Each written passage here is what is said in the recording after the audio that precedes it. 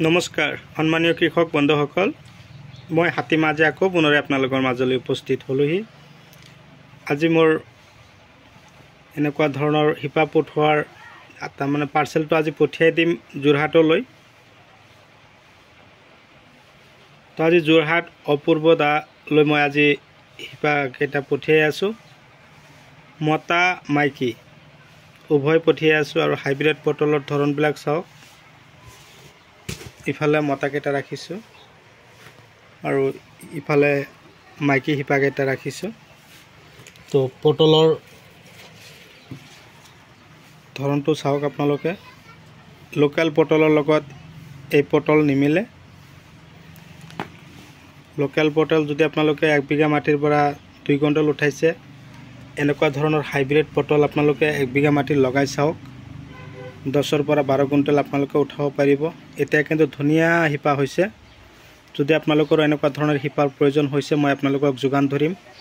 কেৱল এইটো সময়তে তাৰমানে মাটি ৰখাল হোৱা মাটিত আপোনালোকে যদি লগাই দিব পাৰে, তো আপোনালোকৰ গছ মোটামুটি এসপ্তাহ বা 15 দিনৰ ভিতৰতে গজালি মেলি গছ আৰম্ভ হ'ব।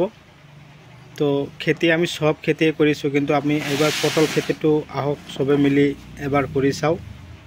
এই খেতিত কিন্তু যথেষ্ট লাভালাভ আছে। সপ্তাহত আমাক ভাল এটা টকা দিয়ে। তো কথা হ'ল বৰ্তমান পটলৰ যিটো দাম বহুত ভাল, 30-32 টকা কিলো আমি বিকি আছোঁ। তো আপোনালোকেও এনেকুৱা ধৰণৰ খেতি কৰিব। আপোনালোকেও 1 বিঘা মাটি যদি পটলৰ খেতি কৰে, 1 বিঘা মাটিৰ পৰা 2 পৰা 2.5 লাখ টকা এটা পাব। একেৰাহে 11টা মাহ বিকিব পাৰিব। তো দেৰি নকৰিব। যদি মোৰ চেনেলৰ নতুন ভিউৱাৰ্ছ হিচাপে আছে, তেনেহ'লে মোৰ চেনেলটো ছাবস্ক্ৰাইব কৰি দিব, কাষত থকা বেল ঘণ্টিটো লাহেকৈ বজাই দিব। আৰু এটা কথা হ'ল মানে কি, এই পটল যে লগাব আপোনালোকে, এই পটল লগাবলৈ হ'লে এনেকুৱা ধৰণৰ মতা শিপাৰো প্ৰয়োজন আছে। মতা গছবিলাকৰ পাতবিলাক কিন্তু ডাঙৰ আৰু শিপাবিলাক অলপ হেভি টাইপৰ।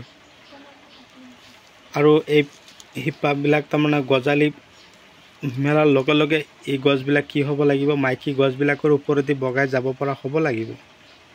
যেতিয়া চাব মাইকী গছৰ ওপৰেদি বগাই গৈ আছে, যিফালেদি বেছিকৈ গৈ আছে বগাই, ইফালে পটলৰ প্ৰডাকশ্যনো বেছি হৈ আছে। আৰু চাব যিটো খেতিত মতা পটলৰ গছ নাই, সেইটো খেতিত কিন্তু আপোনালোকে চাব পাৰিব পটলৰ যিটো প্ৰডাকশ্যন একেবাৰে কম। কিছুমানে কি কৰি আছে, সেই বেলেগৰ খেতিৰ পৰা মতা পটলৰ গছৰ যিটো ফুল আছে, এই ফুল ছিঙি আনি পানীৰ লগত চেপি ৰস ওলাই সেইটো স্প্ৰে কৰি আছে। তেনেকুৱা কৰিলেও আপোনালোকৰ খেতিত পটলৰ প্ৰডাকশ্যন বাঢ়িব। কথা হ'ল কি, আমি চবে মিলে কৰোঁ। চবে মিলি যেতিয়া আমি খেতি কৰিম, তেতিয়া আমি সকলোৱে বুজি পাম মতা আৰু মাইকীৰ কেনেকুৱা ধৰণৰ পাৰ্থক্য আছে, মাইকী আৰু কেৱল মাইকী লগালে কেনেকুৱা হয়, মতা আৰু মাইকী উভয় লগালে কেনেকুৱা হয়। তো বহুতে কিন্তু আপোনালোকক বহুত ধৰণৰে কৈ থাকিব। নাৰ্চাৰীত আজিকালি ধৰক গুটিৰ পৰা ওলোৱা পটলৰ APP কাগজত পোৱা পুলিবিলাক পাওঁ। এইবিলাক পুলি আপোনালোকে পৰাপক্ষত কেতিয়াও নলগাব। এইবিলাক পুলিৰ পৰা যিবিলাক গছ আপোনালোকৰ খেতিত হ'ব, তাত কিন্তু কোনো ধৰণৰ ফলন নহ'ব। ধৰিব দুটা এটাকৈ আপোনালোকে খাবৰ কাৰণে পাৰিব, কিন্তু এনেকুৱা ধৰণৰ ফলন নহ'ব। তাতে কিন্তু একেবাৰে কম দামতে আপোনালোকক দিয়া আছে। সাৱধান, আপোনালোকে সেইবিলাক পুলি লৈ আপোনালোকৰ মাটি অযথা নষ্ট নকৰিব। যাতে ভাল এটা প্ৰডাকশ্যন আহে, আপোনালোকে হাইব্ৰিড পটলৰ শিপা সংগ্ৰহ কৰি আপোনালোকৰ খেতিত লগাব। কিন্তু এই খেতিত যে আপোনালোকে এই শিপাবিলাক লগোৱাৰ পদ্ধতিটো কিন্তু আজি নতুন নহয়, আগৰ পৰাই আপোনালোকক কৈ আছোঁ। এটা গছৰ পৰা আৰু এটা গছৰ দূৰত্ব দিব 3 ফুট, আৰু শিপা 1 ফুট ডিষ্টেঞ্চ ৰাখি দুটা একেলগে লগাব, আৰু 3 ফুট দূৰত আৰু দুটা লগাব, 1 ফুট ডিষ্টেঞ্চ ৰাখি এনেকৈ লগাই যদি দিব পাৰে। আৰু যেতিয়া মাইকীবিলাক লগোৱা শেষ হৈ যাব, তেতিয়া আপোনালোকে মাজে মাজে মতা শিপাকেইটা এটা এটা পাতল পাতলকৈ লগাই দিব। তো মই অপূৰ্ব দা আপোনাৰ এই কাৰ্টুন ইয়াত ৰেডি কৰিছোঁ।